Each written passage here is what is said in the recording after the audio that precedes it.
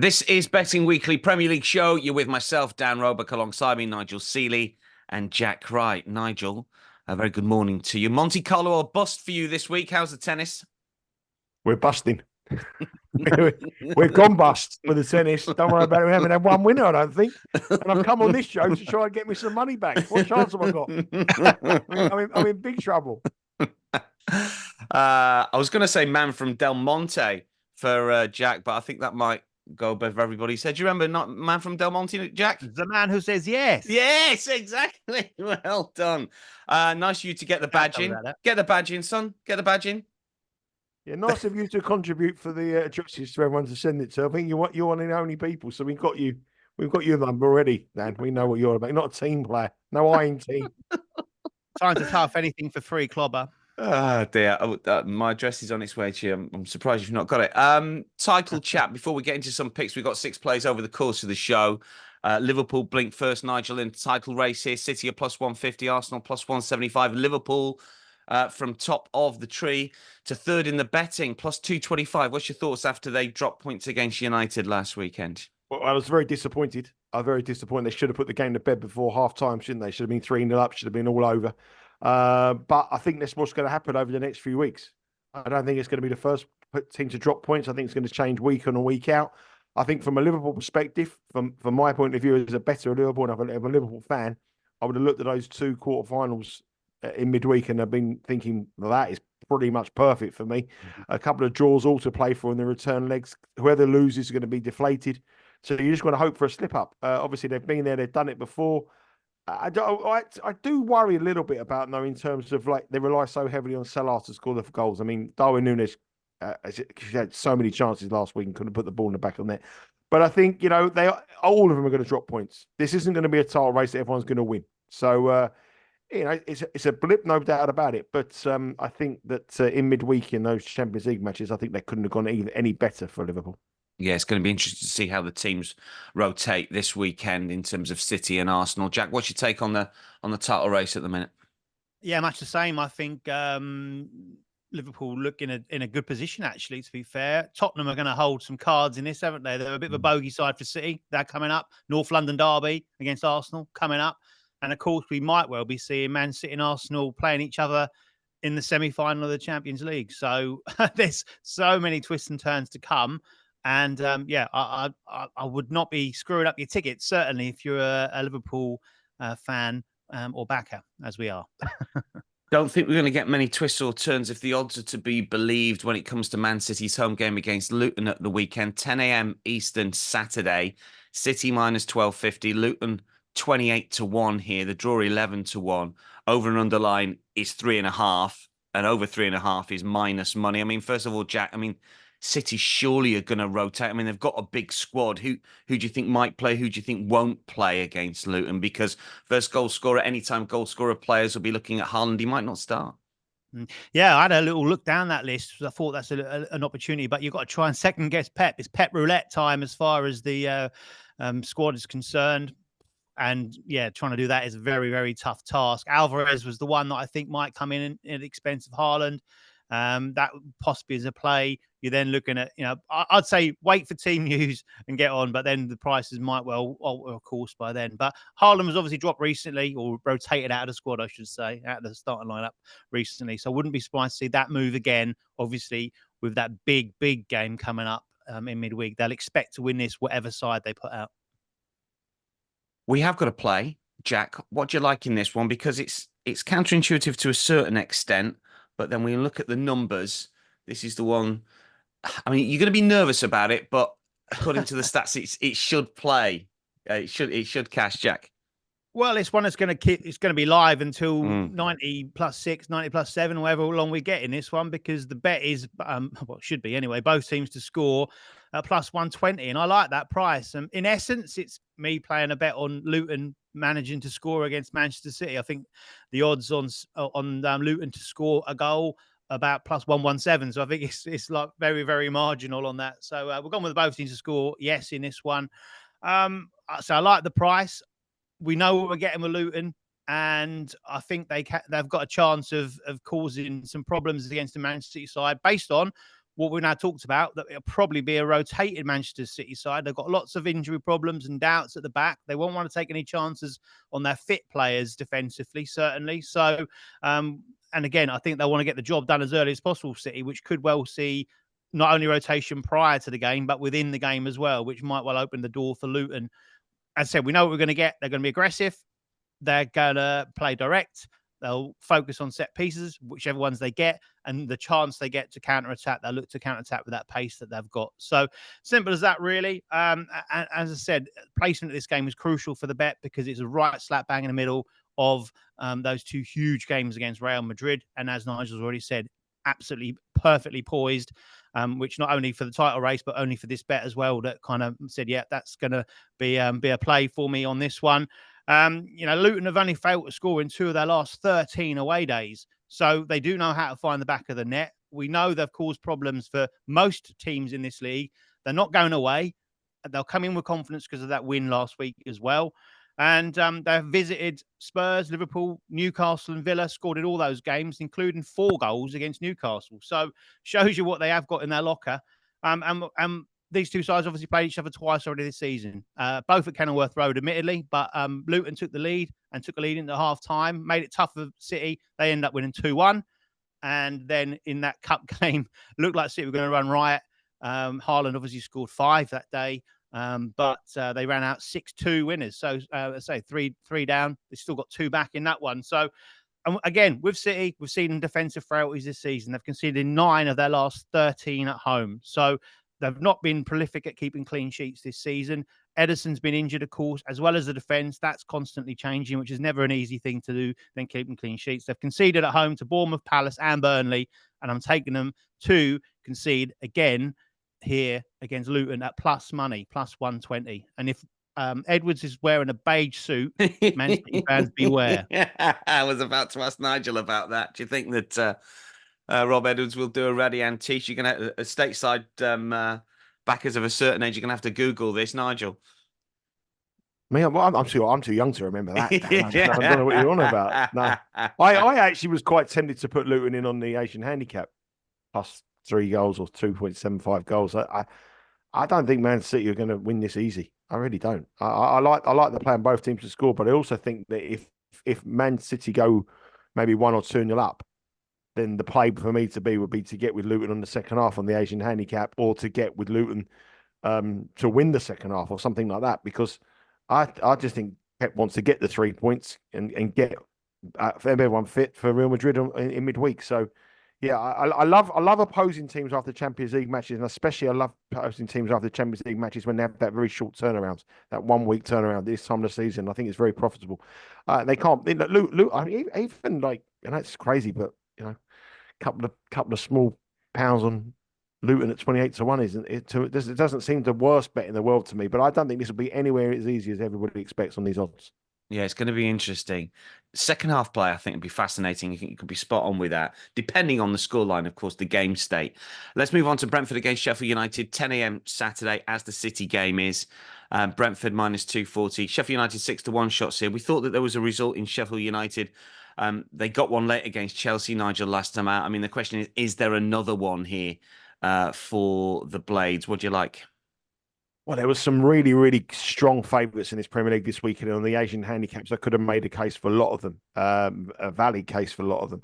Whether they win or not, that's another matter. But I just think here that Sheffield United are being massively disrespected in the market at minus 240, with Brentford being minus 240. So that, could you bring yourself to back Sheffield United to win at 6-1?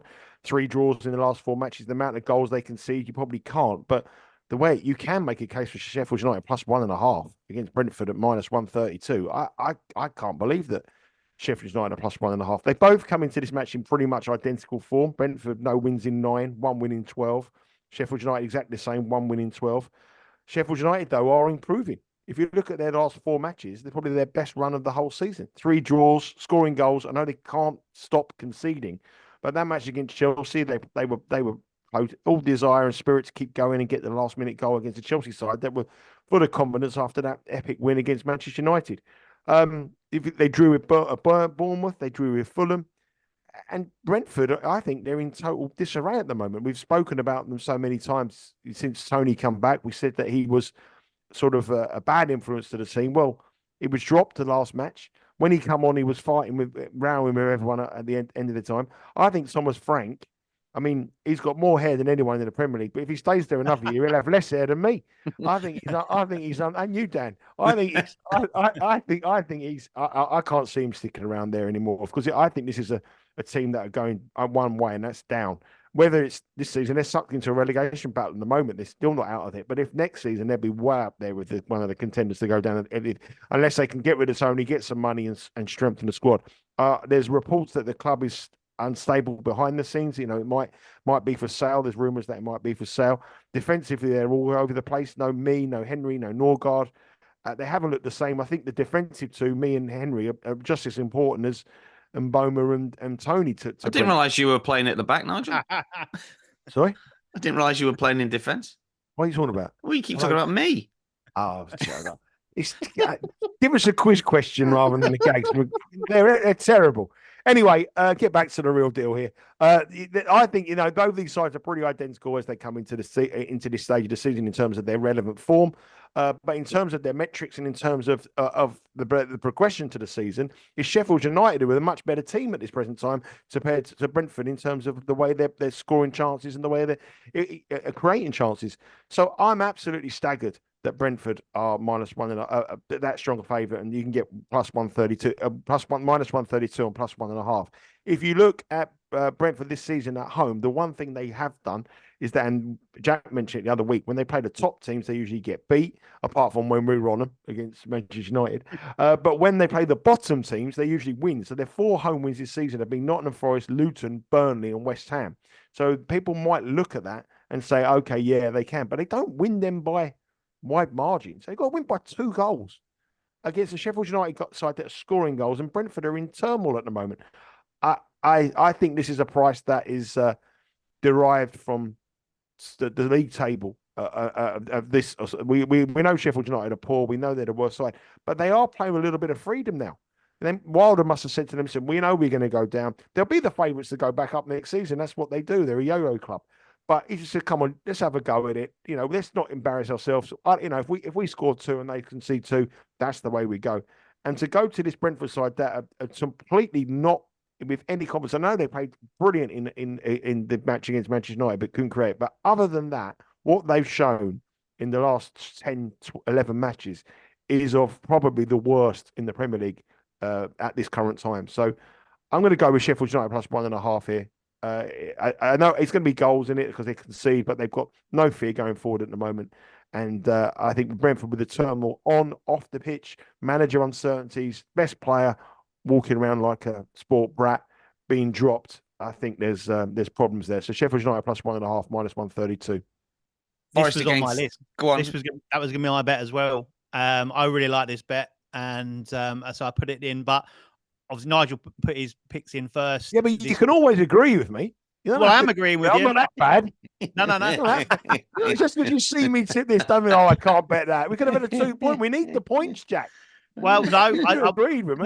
That is the reason I haven't doubled up, because I don't think we can trust Sheffield United quite enough to go double unit on them. So I had a couple of others up my sleeve, so I thought I'd go there. But no, I think everything you said there is bang on, and I think they've stumbled across a front 2 in McBurney and Berrett and Diaz that are causing a handful. And I think they'll cause a handful, as you say, for Brentford's side struggling defensively. I like that one. It's a good bet. No, I'm not going to go there. Forest Trebling up. Well, when Roebuck picks one, we have to take 2 units off. Forest against Wolves next up. Another 10 a.m. Saturday kickoff. Forest +117, Wolves +230, draw +260 here. Forest outside the relegation zone, only on goal difference here. Jack, this could be their easiest home fixture left, and I guess they've got to make use of it. What's your play? That's my thinking. Yeah, I'm going with Forest on the money line here. A straight up bet on the money line at +120 plus money. I make them a stronger favourite than that for me here. off the back of their last home win where they were exceptional. I think they'll come into this with plenty of confidence. Yeah, they had a little blip. They had a decent run, a mini run, a revival, didn't they? A couple of draws and that big win against Fulham.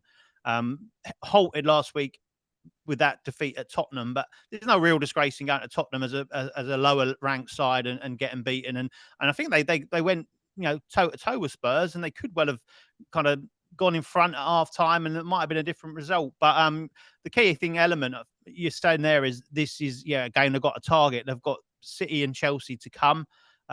Massive away games, Everton, Sheffield United and Burnley. So they need to get this win just in case there's a slip up in any of those 3 games. So, this one is definitely one to target against a Wolves side that have kind of struggled towards the end of the season. The injuries have caught up with them. They've got no firepower. A couple of the lads are coming back, but not the key men. I think they're missing Hwang. They're missing Neto especially. And I think Forest have got that City ground magic back, certainly against Fulham. Watch that. It was electric performance and atmosphere, and that's always crucial. And if they can just harness that again, the start's key to that. They've got the firepower, I think, to cause Wolves problems. Chris Wood scored that goal against Spurs last week. And I was a bit surprised, actually, to be fair, that, he is a threat. He has been in the Premier League a while. He scored goals at Burnley. When he gets a run in the side, when he keeps fit, because he's a bit of a unit, isn't he? And if he keeps fit, then he is a real handful. And he scored 12 goals this season in the league, which is a great return for a Forest side that has struggled, and he's been in and out. He's only had 14 starts, 25 appearances across the board, but 14 starts, 12 goals. He's a really healthy return. And he's also scored 6 against Wolves. So he's only scored more goals against West Ham. So he obviously likes playing against Wolves. They're in a good nick. He's got good supply lines around him, and he's also a good focal point. So I think they can really cause problems for a Wolves side that are struggling. So those injuries up top, but defensively they're struggling as well. They've lost 3 of their last 4 games in all competitions. That does include a defeat to a lower league opponent in Coventry in the FA Cup, which I think was a big psychological blow for them as well. Since then, they've really struggled to get any kind of momentum going at all. And the season really is finished for them. So it's a case of kind of meandering along until the end of that and then regrouping again to go next season. And I say they've kept 2 clean sheets in their last 32 Premier League games. So that's going to give Forest lots of opportunity, lots of hope to go and score goals, which I think they will here, get that early start, and then they can put this game to bed. Because Wolves up top aren't great. Last 3 away league games, they've only scored 1 goal. So I feel Forest here with that momentum, it's looked a little bit like the City ground of last season. They can make the most of that, as you say, in a crucial game for them. Go and claim the 3 points and get a bit of breathing space between them and the bottom 3. We should point out as well, Nigel, shouldn't we, that obviously Everton got a few more points deducted this week. They're 2 points clear now of Forest and Luton, who have got 25 points. I mean, it's opened the door a little bit for Burnley, which Jack's going to talk about again. I mean, it's so complicated for bettors looking at that relegation zone because it seems to change week to week, doesn't it? It's not easy. Yeah, well, I've bet Forest to get relegated, so I hope Jack's wrong here. I looked at them, but they've been bet all week. They opened up about plus 140 and they've been bet down. I think at the plus 140, anyone who's got that, they've done well. But I think I think a lot of people have. We come into this kind of season where Jack's argument is absolutely right. Wolves, and this season is so different from anyone's. I was betting teams in midweek in the English lower leagues, thinking they've got nothing to play for, and the other teams have everything to play for. Derby, for example, yesterday I bet them at 10 to 11, minus 110. They went off at minus 136. I bet Cheltenham, who needed a win against Carlo and relegate. And Blackburn. None of them did. Yeah, none of them won. Yeah. And so, I don't know what it is about this season. All these kind of arguments and traits that Jack has made, and I've made it in midweek and stuff like that, they were the kind of games you were collecting on. This season, it doesn't. I don't know. Something just clicked this year that players just keep going. I mean, Carlisle are producing the best performances of the season. They're relegated. That's never hurt. You never see that kind of thing. So I don't know. The argument is there and the case is there, but I just feel that it may be a public play, and I think the money will continue over the next couple of days for Nottingham Forest until kickoff time, and then people might watch his show on the Saturday, and if they're minus 110, would you bet them? Well, I don't know if I would at that price, but I think if you've got the minus 140, you can get the plus 110, plus 120 now. Yeah, I would take it. But I do think that it'll be a very, very heavily supported public play. Let's go to Burnley Brighton, another 10 a.m. Saturday Eastern kickoff here. Burnley plus 250, Brighton even money here, and the draw plus 285. Burnley keep getting handed sort of mini lifelines, but their mini good run, Jack, ended with that unlucky defeat in many ways at Goodison. Brighton are misfiring at the moment, not quite sure what they've got to play for. Is this one that comes into the category that we've just talked about? What's your play here? It's under 3 Asian total in this one. I'm going on the underline, taking my life in my hands. He talked about the other bet being uncomfortable. Well, don't get more uncomfortable this season than unders bet. Odds are minus 125. The reason behind this, I looked at this and put my prices in prior to make my selections, and I had this one at a lot worse odds than we're getting here. So I feel there's a bit of juice in the price based on largely what you've now talked about. I'm very much hopeful that mistake by Muric last week will be forgiven by Vincent Kompany. He will be given another chance, because I think with his hands and his saves last week, he was very good. It was just the old problem with goalkeepers these days is they need to be good with their feet. And that's the reason they brought James Trafford in the first place. But he's been a liability as far as crosses and actual old school goalkeeping is concerned. So, Muric was kind of put out of the side because of his inability to play with his, pass it and play with his feet. And that was obviously the reason they conceded last week when that was closed down and ricocheted into the goal. So hopefully he'll be given another chance, because I think, defending set pieces here against Brighton with Pascal Gross taking them and Lewis Dunk attacking them is a vital thing. And he does command his area, and he is very good at that respect. So I think this side as well, another reason for the bet is the fact of how I see this game playing out. There are two sides that want to keep the ball, two sides that want to play possession football. I can see this being a bit of a slow game. I can see this being a bit of a more of a chess match rather than a kind of frenetic end-to-end battle. I think Burnley will be conscious of the fact that we know what Brighton like. They like to entice teams on and then use the space and play through them and down the sides and around them. So I think it will be a bit more cautious, a bit more cagey. The reverse fixture ended 1-1. So a similar pattern I can see to that. And as you mentioned, Brighton are disjointed. They've had lots of injuries over the course of the campaign. We talked about them at the very start of the season. The European campaign could take a toll. And I think we're at that point now. And of course, we've also talked about the De Zerbi rumours about, is he going to be moving on? Has his time come to an end at Brighton? Have we started to see an end of that Brighton that we saw under him initially? And I think we have done that in recent games. Of their last 9 games, this bet would have won in 5. We'd have got 3 pushes and just 1 loss across all competitions. And that was an away game at Roma. So this is a bit of a different scenario. Roma to Burnley. The last away league game ended 0-0 against Brentford. And I'm talking more about Brighton because they're the side that have got the potential to score goals and kill this bet. I think Burnley will look to kind of nick it and edge it. That's the way I see this one playing out. And I say Brighton have failed to score. We talked about them at the start of the season being this goals galore side. Since the turn of the new calendar year, 2024, 12 league games Brighton have had. They've failed to score in 6 of those games. So it's a complete contrast to what we saw at the start of the season. There's been 3 0-0s in that period of time as well, with just an average of 2.4 goals. So that's the reasoning behind it. We're taking it under 3 Asian total, which of course means if there are exactly 3 goals, we get a full refund. So there would need to be 4 goals for us to lose this bet. Obviously 0, 1 or 2, and we get the full win at minus 125. Is it your first unders play of the season? Is it? I think it is. Not quite. Is it not? No, I've had 8 this season so far. Have you? Yeah, I won the first 4, put it that way. And I've not had one since November.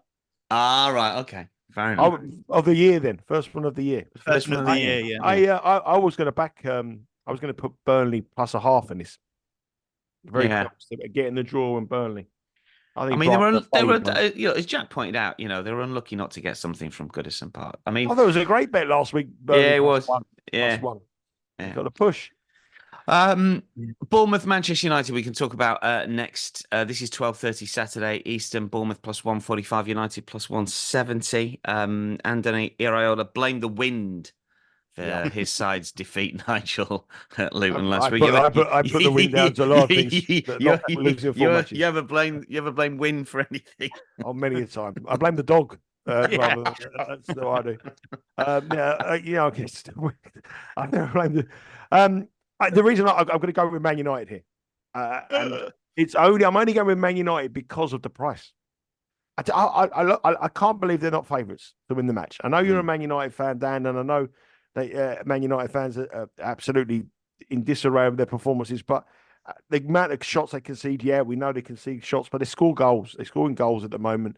They're doing better, much better than their actual performances suggest. I mean, they should never have got a draw against Liverpool. I just can't have them as underdogs. I know we haven't bet many times on this show, but when you look at teams that really fall into categories of nothing to play for, we talk about Wolves. Bournemouth are definitely one of those sides. That's a resurgence of winning 3 successive matches, but then they went back and lost that match last time out against Luton 2-1.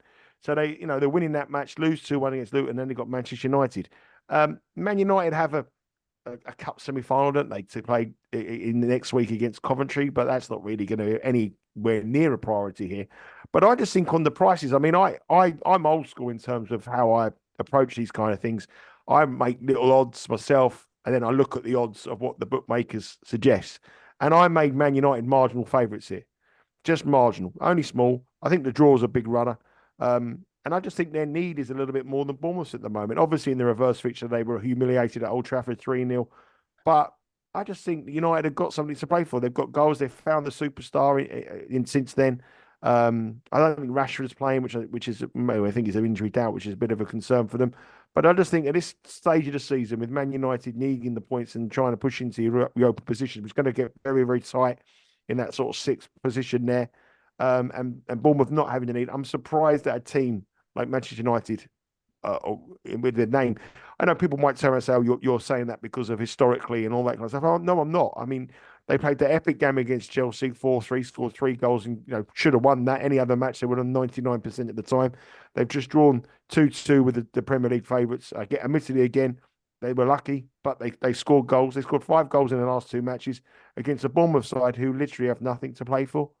I just think it's the wrong price. So I'm not going to go in on Man United to win the money line because I think the draw is a contender here. I could see it being a high scoring draw, 2-2 draw might appeal. But I think that Man United with a draw no bet minus 106 is too big. Just as purely simply from my odds and my tissue price. So I make Man United marginal favourites. You can get them as marginal outsiders, which gives me a hint of value. So, yeah, Man United, draw no bet, minus 106. Arsenal versus Aston Villa is 11:30 Sunday. It's the main game in the UK on Sunday. Arsenal are short price favourites here. Villa plus 900, 9-1 shots. Arsenal minus 360. Just before we get Nigel's tip, I mean, Jack, we talked about rotation with City. I mean, Arsenal have got to do the same, haven't they? Really, can they afford to against Villa? What do you think Mikel Arteta will do in terms of resting players, or will he not rest any players? Sometimes he surprises us a little bit this season. Yeah, I don't think they've got a lot of rotation in them. There's a couple of positions, you're talking about Trossard, Jesus, those kind of players, will have Havertz being out. So they've got a little bit of wiggle room up top. But other than that, I think they're pretty much a side that have got a group of maybe 14 players that they rely on. And this is a tough game. This is Aston Villa, who have been up there all season. And we know they've got some battlers and they've got goals in their side. So I'm not going to steal Nigel's thunder on it, but yeah, as far as the team lineup's concerned, I think Arsenal have got to go strong in it. Yeah, I mean, lots of good storylines here, Nigel. Obviously, Emery coming back to Emirates. He's been before with teams, of course. Aston Villa looking for a top 4 spot as well, and they did win the reverse fixture. Talk us through your play. Yeah, and also over history, I think Villa had got a good record against Arsenal. Not bad. Yeah, they do all right at the Emirates. Well, I've actually backed Aston Villa to win this match at 10-1. I put it on Twitter yesterday. I couldn't believe they were double figure prices. I really can't. I mean, Arsenal have been sensational this season. Don't get me wrong, and Arsenal will probably win. But how can Aston Villa be 10-1 given that they're the 5th best team in the Premier League this season? They're fighting for a Champions League place. They want to finish 4th above Tottenham. Tottenham will play Newcastle before this match, so Tottenham could quite beat that, which would give them huge incentive to win it. They've got the previous manager from the club that he thinks unfairly sacked him. They've got players that are quality players. They've got a brilliant road record. Currently, only 1 defeat in 9, which was against Manchester City. The goalkeeper obviously played for Arsenal as well. Martinez, he's been sensational since he left Arsenal. I just think at 10-1, and then you throw into the fact that Arsenal have this huge Champions League match on, is it Tuesday or Wednesday? I don't know which night. Which day is it? Wednesday night. And it's a young Arsenal squad. We've questioned, the only question we've always said all this season, we said about the title, we said that Liverpool will be a bet because Man City and Arsenal will be playing in deep end of Champions League, and would, especially Arsenal, so with their squad, be able to cope with the pressures of playing on a Saturday and midweek in the Champions. Well, this is it. This is the time for Arsenal to show how good they are, how good the team is, because I've seen teams over the years much more with bigger squads. Man United have failed in big matches, and Manchester City have dropped points in big matches like this before Champions League quarterfinals and semi-finals. So it takes time. It took Manchester United probably 6 or 7 years to win the Champions League and go deep in the tournament, so I think it takes time. And I just feel with the way this Bayern Munich game is set up to come in this Villa game and to get 10-1 Villa is a disrespectful price and the wrong price. Again, going back to my tissue prices, I made Aston Villa out 7-1. So if you think the 10-1 is wrong, then all the derivatives from the odds are wrong as well here. So when you look at Aston Villa, you can get Aston Villa plus 1 3/4 goals here at minus 124. So Arsenal have to win by more than 2 goals for you to lose all of your stake. So if Arsenal, sorry, they have to win by 2 goals for you to win all your stake. 2.5. Sorry, start again. They have to win by more than 2 goals for you to lose all of your stake. Now that is a tall order. So the only way you can lose all your money is if Arsenal win by 3 goals against Aston Villa. How can that possibly be correct? If you look at the last 2 Arsenal home matches this season, they've played Luton and Brentford. You wouldn't have lost on this market on them matches. You know, you wouldn't have lost your full stakes against Esmond. And now they play Aston Villa, fighting for a Champions League place with this game against Bayern Munich in midweek. I mean, to me, I just think it's wrong. I think it's a completely wrong price. The reverse fixture, Villa won, as you said. I know Villa have got a Europa conference match tonight, and you really want to see how strong he goes with that, see how important that is. But when you put it into perspective, a Europa Conference second leg match against Lille, I think they play Lille. Yeah. Is it Lille they play? Lille on the following Thursday compared to Bayern Munich away at the Allianz. There's no comparison on who's going to. I mean, I've seen people say to me on Twitter, "Oh, well, it's tough to see how important they take the game against Lille." I mean, come on, let's be fair. You're just trying to make an argument for argument's sake here. You know, they know they've got some suspensions. Douglas Luiz is out for this match. He doesn't play. It's a big blow for them. But honestly, I think if you ask, why would Arsenal want to win 3-0? We talk about goal difference. They're top of the table. All they've got to do now is win all their matches and they win the Premier League title. That's it. Their goal difference is so superior. Arsenal can go 1-0 up here with 60 minutes or 2-0 up here, and he will take everyone off. He will take Saka, and that's if they play. That's if somebody's get to play. So I'm amazed. I'm absolutely staggered that it's 1.75 handicap. I think at 10-1, Villa are worth a very small bit of pizza money on the money line. Now they could win this 3-0, and people would absolutely criticise me. But the reasoning for this, and to think that Arsenal are going to just come up here and put in a show 4-0, 5-0 like they have in weeks gone by on that run they had. Through I thought 72 hours before they play in the biggest match of these players' careers, it's not going to happen.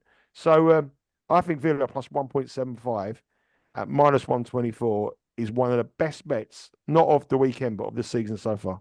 There we go, bold from Nigel. Plus 175 on the Asian line, minus 124 the price. Villa at Arsenal. What do you think, Dan? Seriously, Dan, you watch Arsenal week in week out. No, I do. I think Mikel Arteta has surprised me this season because he does go strong, but he will know that Bayern Munich game is so winnable, I think, for Arsenal away from home, because they gifted Bayern 2 goals, didn't they, in midweek in the Champions League. So he's in a bit of a conundrum here. I think he knows he can win that game, and therefore he might just. I think Jesus might start. Trossard might start. I mean, as Jack pointed out, there's not that much wriggle room. There's the left back as well, but does that make any sort of difference to, if Tomiyasu plays instead of But what's the mentality? What's the mentality if he's 2-0 up? The mentality, I think if it's 1-0 up with 20 minutes to go. I think it's unlike. I think they'll win the game, But I think you're right in terms of Arteta will be just happy to get this one done at 1-0 or 2-0 and 100%. take players off late on. I mean, there's no way that they're going to play the same type of football and go for goals as they did earlier this season when we're knocking teams over 5 or 6. I like plus 175 is the key, isn't it, here? Because as you say, Arsenal win 2-0 comfortably, you're going to lose half your stake, I think. Is that right? So, it's the Asian line that's the real kicker for sort of Villa backers. And I don't think Villa will win because they're not in as good form as they were. But I mean, that away stat's interesting because, just one defeat in their last 9, you think, yeah, that's good enough for them to be competitive. And Douglas Luiz, I know he's suspended for this game, but he's not had the best of games recently. It was an odd one for Villa. I think just a bit of rotation from their point of view. He'll play against Lille, obviously. Might work in their favour. I like it. It's a decent bet. I mean, Jack, would you go along with it as well, do you think? Would you fade Arsenal somehow? Well, I think this show's got a little bit of a theme again that we're talking value bets as opposed to who we think will win. Can you see Arsenal winning 2-0? Yeah, 3-0 possibly, but the value is in the other side of the market.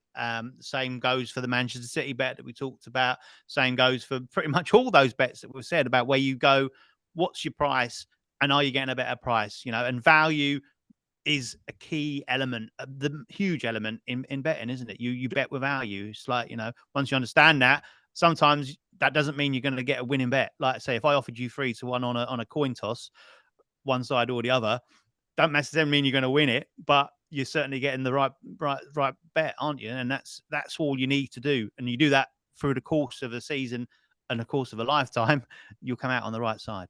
The one thing I would say about this match, and this is where I think the angle is here. If you had asked me 5 weeks ago, what price would Arsenal be against Aston Villa at home, I think you'd probably be exactly the same prices that we are today. Exactly the same. I don't think there's been any change. I don't think the Bayern Munich result has been factored into this price as much as it should have done. Yeah, that's fair. That's exactly right. That is what you have to determine. Yeah.